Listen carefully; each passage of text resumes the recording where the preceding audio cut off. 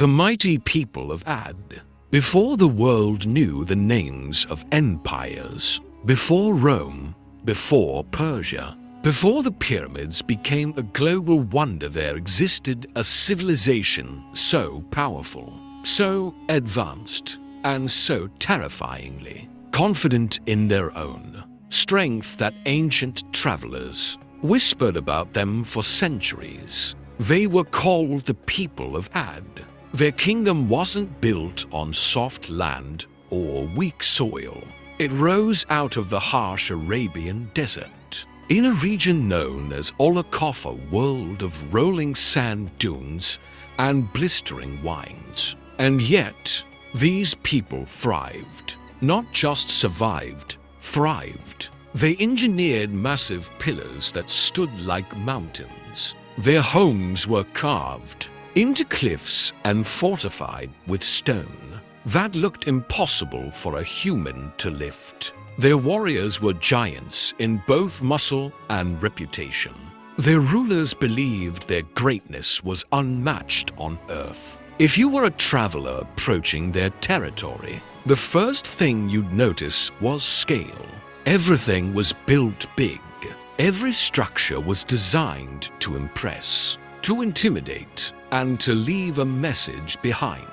We are the strongest people alive. The tribe of Ad had wealth. They had technology for their era.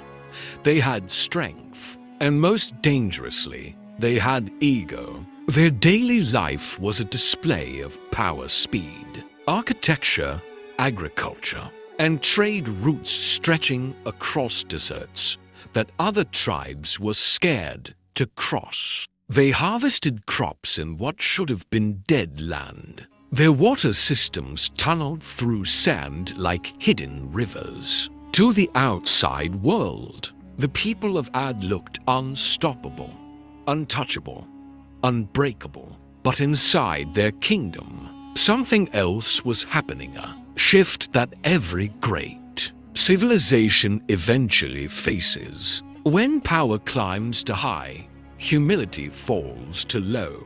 And as their structures soared upward, their hearts drifted downward into arrogance, corruption, and a belief that no force on earth or in the heavens could challenge them.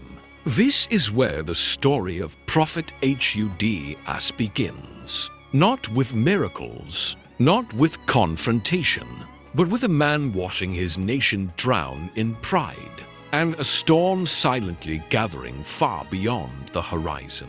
Because history has proven one thing again and again. No matter how mighty a civilization becomes, there is always a limit, and there is always a warning before the fall. And for the people of Ad, that warning was about to arrive.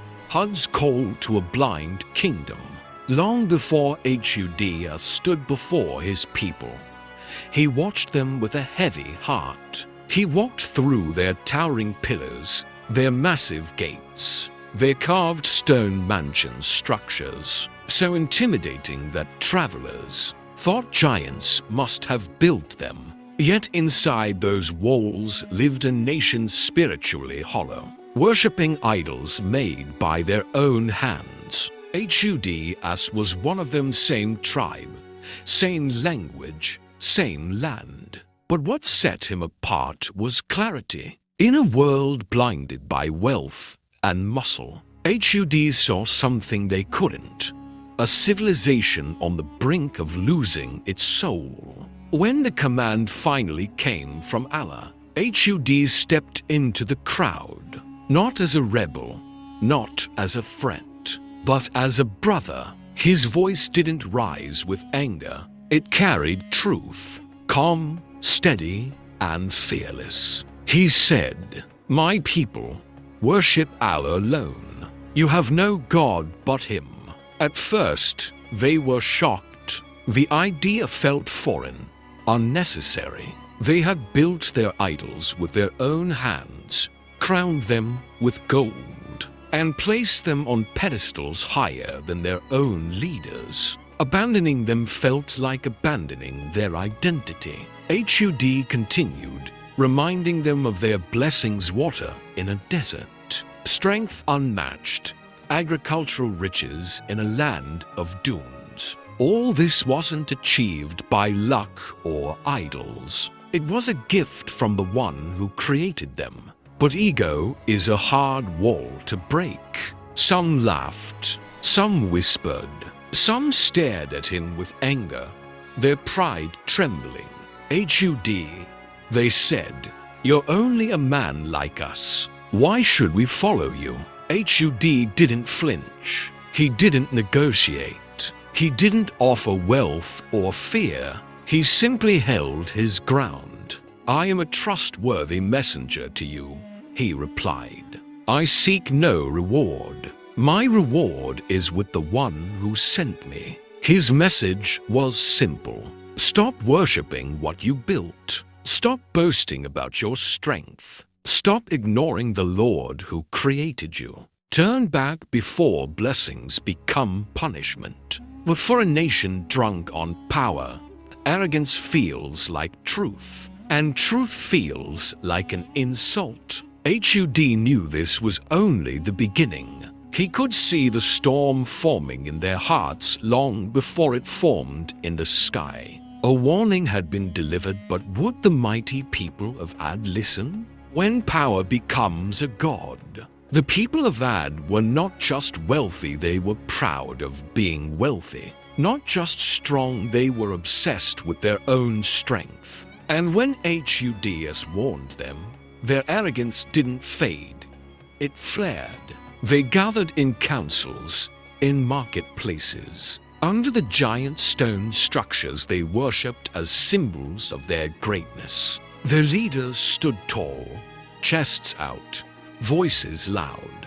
They weren't debating whether Hud was right. They were discussing how a man from their own tribe dared to challenge everything they believed made them superior. Their pride wasn't loud, it was thunderous. "Hud, you say there is one God," they mocked. "But look around. Who gave us these homes? Who carved these mountains? Who built these towers?" They pointed at their monuments like trophies, forgetting that human hands only move by permission of the one who created them. Hud reminded them again, strength is a test, not a crown.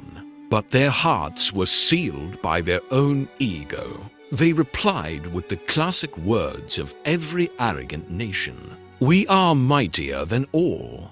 No disaster can touch us." To them, strength meant immortality. Power meant invincibility. Civilization meant the world could never crumble beneath their feet. The problem wasn't just arrogance. It was a civilization shaped by arrogance. Their architecture was massive not for function, but to intimidate. Their gatherings were filled not with wisdom, but with self-praise. Their idols were not created for devotion, but as mirrors of their own ego. And because they believed themselves untouchable, Hud's warnings sounded like jokes. "You're threatening us with punishment?" They laughed. "Bring it. Let's see if your God can overpower us." Their leaders stood in front of their colossal pillars structures they believed would outlive every nation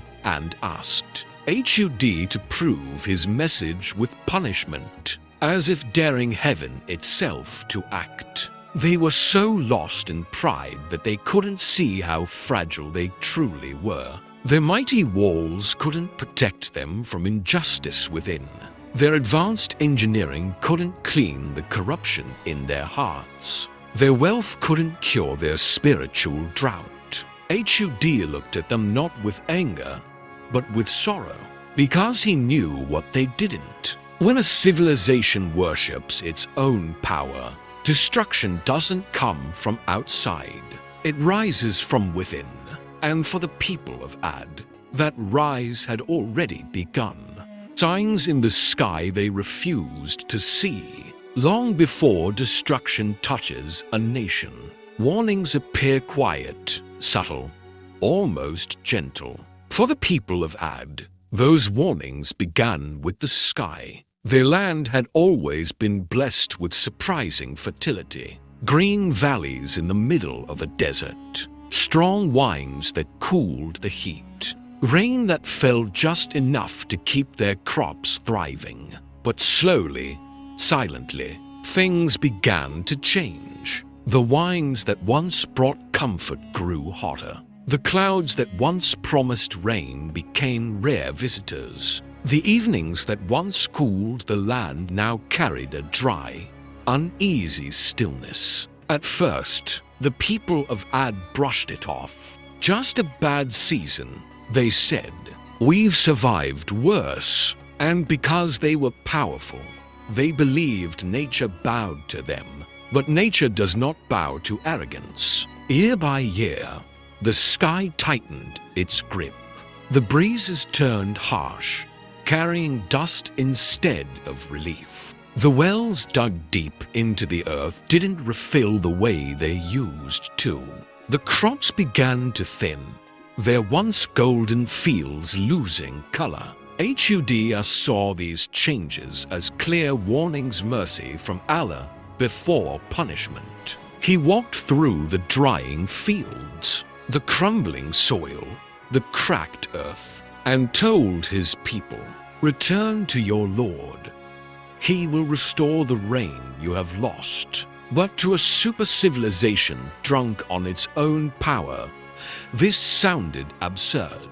Rain, they mocked. Hud, are you saying our God controls the skies? We built these valleys. We carved these mountains. We can handle a little dryness.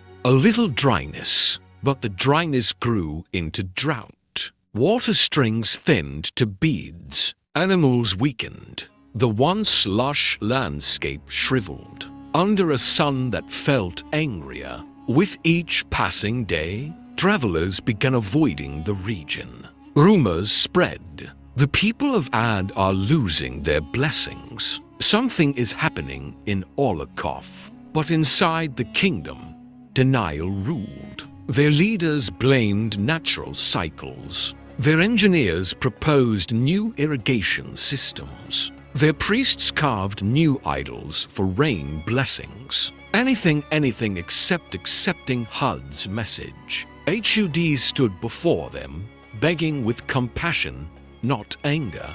Look at the sky. Look at the earth beneath your feet. These are signs. You are being warned with mercy, so you may turn back.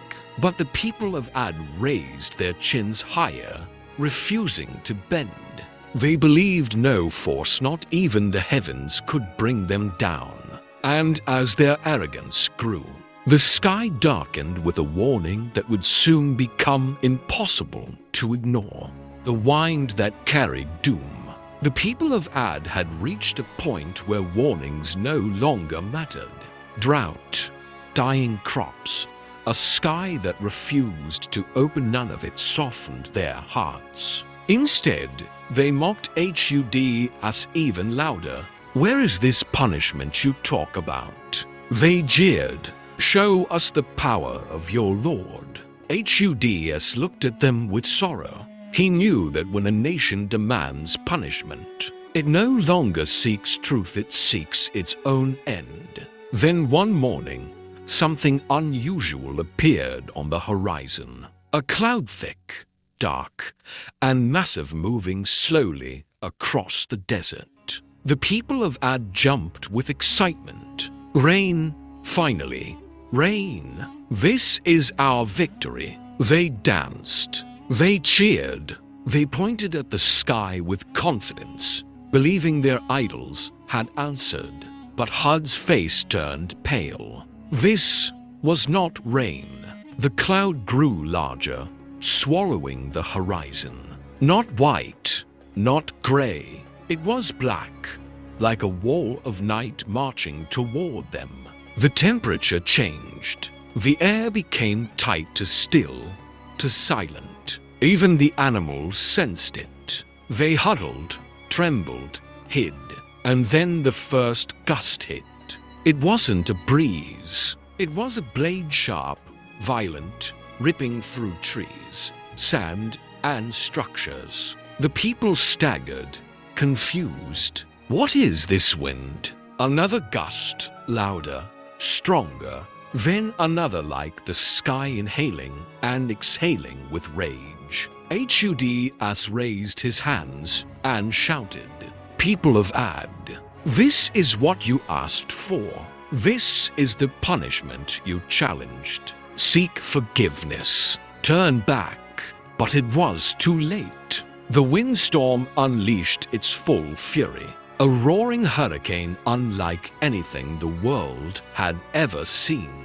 It tore roofs from homes, toppled pillars, and ripped the mighty structures of Ad like they were made of leaves. The wind didn't just blow, it lifted, throwing men into the sky and slamming them into the earth with terrifying force. For 8 days and 7 nights, the storm did not rest. It spun, screamed, crushed, and swallowed everything in its path. A civilization that once bragged about its strength now lay helpless, powerless against a wind they used to praise as their blessing. By the time the storm ended, silence covered Olakov. The mighty people of Ad, once giants of the desert, were gone, erased not by armies, not by weapons, but by a wind they thought they controlled. Those who walked away from the storm, when the final gust of the deadly windstorm settled, the desert fell into an eerie silence. The mighty tribe of Ad people whose voices once echoed across valleys, whose pillars touched the clouds, had been reduced to nothing but scattered ruins and drifting sand. But not everyone perished. There were survivors, a small group who chose humility over arrogance, faith over pride. These were the people who had listened to Hud, believed his message, and quietly distanced themselves from the corruption around them. Before the storm arrived, Hud gathered them and said, "Come with me. Allah's mercy will protect those who choose truth." They followed him not out of fear, but out of conviction. They walked away from the city as the sky darkened behind them, and while the destructive windstorm tore through the land, this small community was shielded, preserved, and guided to safety. When they turned back and saw the towering clouds swallowing their homeland, they felt the weight of what arrogance can bring. These survivors were not stronger than the people of Ad. They didn't have more resources, more influence, or more power. Their advantage was one thing only: they listened. In the aftermath, Hud has taught them lessons that would echo through generations. 1. Blessings don't disappear overnight. They fade with warning signs. The people of Ad ignored drought, ignored changing winds, ignored their prophet. Every ignored sign was a missed chance for mercy. 2. Power is not proof of truth. Their destroyed civilization was the ultimate reminder that technology, wealth, and muscles cannot protect a nation from its own arrogance. 3. Real strength is moral strength. The survivors were the ones with humility, patience, and open hearts, not the ones with giant buildings and booming voices. For a nation doesn't fall when it becomes weak. It falls when it becomes proud. Hud explained that civilizations collapse not because they lack resources, but because they lose righteousness, justice, and compassion.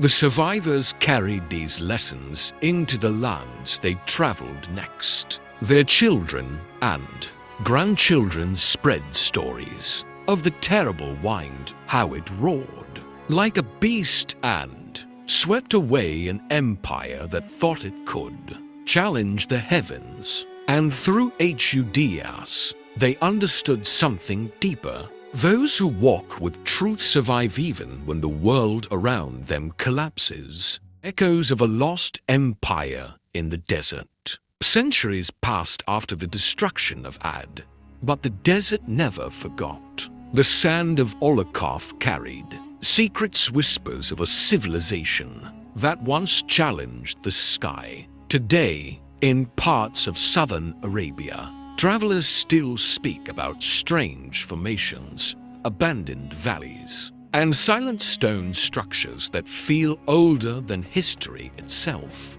People call this region the land of the vanished giants. When modern explorers step into these desolate landscapes, the first thing they feel is scale. The dunes stretch endlessly like waves frozen in time. The wind whistles through empty ravines, echoing like distant voices. Some areas hold massive rock formations shaped like pillars, remnants that remind researchers of the ancient descriptions of Iram, the city of towering columns linked to the people of Ad. Whether these ruins are exact remains or echoes of similar civilizations, one thing is certain: the atmosphere carries a weight, a silence that feels intentional. Imagine standing there, no sound, no footprints, just wind brushing over sand that has buried countless stories. In those moments, it becomes easy to understand how a powerful nation could vanish overnight. Nature doesn't need armies. It only needs a moment. Locals have legends passed down through generations. Stories of a storm so fierce it turned the sky black for days. Stories of a wind that howled like a living creature. Stories of a people who thought their strength could shield them from divine justice. Travelers who camp in these regions often describe an unsettling stillness at night. The air feels heavier, the desert colder. Some say the land itself feels like a graveyard, silent, vast, untouched. And yet, the ruins also serve as a reminder not of fear, but of truth, standing among them. You can't help but reflect on how temporary human achievements really are. The people of Ad carved their monuments to last forever. They believed no force could erase their legacy, but the desert did. The sand swallowed their pride, their cities, their power, and left behind only fragments. Cryptic shapes that whisper a warning to those who pass through. Hud's story becomes real in such places. You can almost feel the contrast between their towering arrogance and the fragile remains scattered across an empty land. The ruins don't speak in words, but they carry a message. Every rise has a responsibility. Every blessing comes with accountability. And no civilization, no matter how mighty, is immune to collapse. The leader who stood alone but never fell.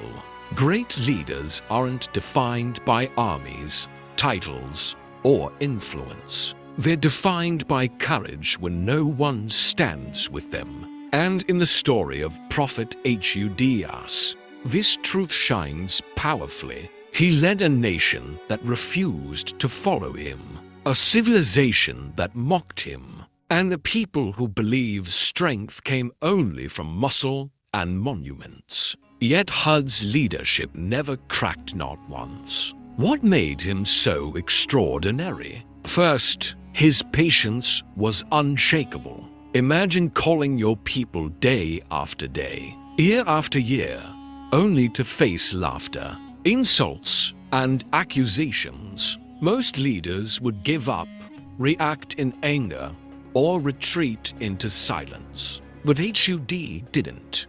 He remained calm, composed, and connected to his mission. He never let their pride trigger his frustration. His tone stayed respectful even when theirs became cruel. Second, Hud led with integrity, not ambition. He reminded his people again and again, "I ask no reward from you." He wasn't seeking status. He wasn't building a legacy.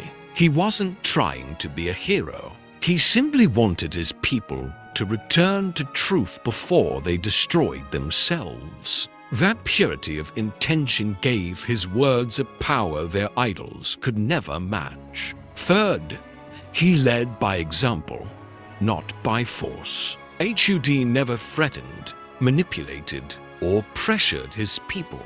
He didn't use fear to gather followers. Instead, he showed them what humility, faith, and honesty look like in practice. While the tribe of Ad was busy worshipping their own strength, Hud lived a life of quiet strength rooted in character, not ego. Fourth, he stood firm under pressure. At times, thousands stood against him. Their leaders accused him of lying, insanity, and spreading confusion. But Hud didn't break. Why? Because he wasn't standing on his own confidence, he was standing on truth. And truth doesn't shake.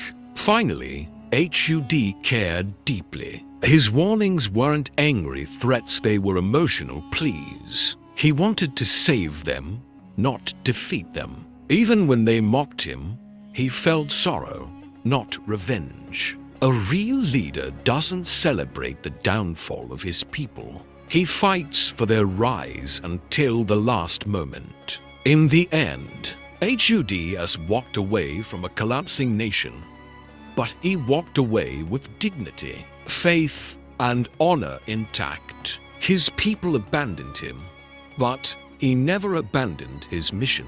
This is the lesson his leadership leaves behind. A true leader doesn't need followers to prove his worth. He needs conviction and the courage to stand for truth even when he stands alone. Warnings every leader should hear today. The story of the people of Ad isn't just ancient history. It's a mirror held up to every generation, every government, every CEO, every influencer, every person who holds power in any form. Their rise and fall contain lessons that modern leaders cannot afford to ignore. Lesson 1. Power without humility is a time bomb. The people of Ad measured greatness through height, muscle, and monuments. They believed size was strength and strength was security. Modern leaders often fall into the same trap, counting success through wealth, followers, buildings, numbers, influence. But Hud's story proves something crucial. Blessings are not confirmation of righteousness. They are tests. And when pride replaces gratitude, collapse follows. Lesson 2: ignoring early warnings is leadership failure. Before the storm came, signs appeared: drought, heat, dying crops, shifting winds. But the leaders of Ad brushed everything aside. Today's warnings may look different: declining trust, rising corruption, team burnout, financial red flags, environmental changes, social unrest. Leaders who ignore small problems end up facing disasters they could have prevented. Lesson 3: a leader's voice must stand above the noise. Hud spoke with clarity while thousands mocked him. Modern leaders must also speak truth, even when it's unpopular, whether it's ethics in business, fairness in politics, or honesty in personal decisions. Leadership is not a popularity contest. If the truth shakes your reputation was weak. Lesson 4: real strength is moral strength. The people of Ad were physically powerful, but spiritually fragile. When the storm hit, their muscles meant nothing. Modern leaders often focus on strategy, image, and influence, while neglecting integrity, empathy, and justice. But when pressure comes scandal, crisis, failure, it's character, not charisma, that keeps a leader standing. Lesson 5. Listening saves nations. Arrogance destroys them. The survivors of Ad were not the richest or the strongest. They were the ones who listened. Today's leaders must learn to listen to advisors, to employees, to citizens, to criticism, and especially to truth. Arrogance isolates. Listening protects. Lesson 6. Leadership without accountability breeds disaster. Ad believed no higher power could question them.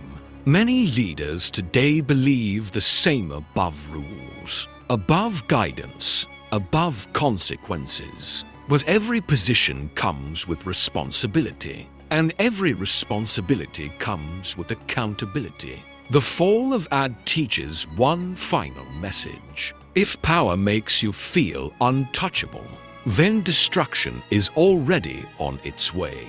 When faith outlives the mighty, in every era, people chase power, military power, political power, economic power, social power. Nations rise, towers rise, reputations rise. But history always ends the same way. Faith survives, power doesn't.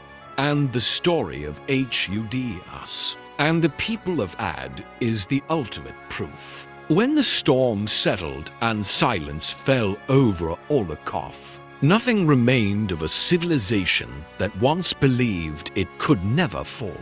Their pillars were shattered, their monuments buried, their homes erased. The people who bragged about their strength vanished like footprints swallowed by shifting sand. But Hud remained, and the message he carried remained. This is the difference between faith and power. Power needs an audience. Faith stands firm even in solitude. The people of Ad had muscles, engineering, wealth, and influence, but none of it helped when truth confronted them. Their belief in idols, in their own greatness, in their invincibility, all of it collapsed the moment reality arrived. Hud, on the other hand, had no army, no wealth, no political advantage. What he had was certainty in the one who controls the winds,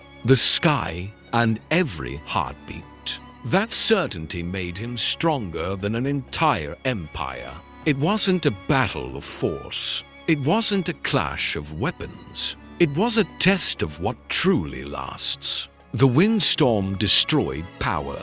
Faith walked away without a scratch. This contrast still echoes today. Buildings rise, but character determines if they stand. Governments grow, but justice decides if they last. Wealth accumulates, but humility decides if it becomes a blessing or a curse. Faith isn't weakness. Faith is clarity, the ability to see truth when everyone else is blinded by noise. It gives direction when the world is confused, strength when circumstances collapse, and peace when storms rage. The final scene of Hud's story is profound. A man who stood almost entirely alone becomes the only one standing in the end, while a mighty nation, drowned in arrogance, became a forgotten chapter beneath layers of sand. That's the message this entire story leaves behind. Power impresses the world, but faith survives the world. Power rises loud, but faith remains long after the noise dies. Power can vanish overnight, but faith lives on, generation after generation. Hud has proved this with every word he spoke, every warning he gave, and every step he took away from a collapsing kingdom. And his story whispers a final truth to every listener. Choose faith, because power fades, but faith never falls.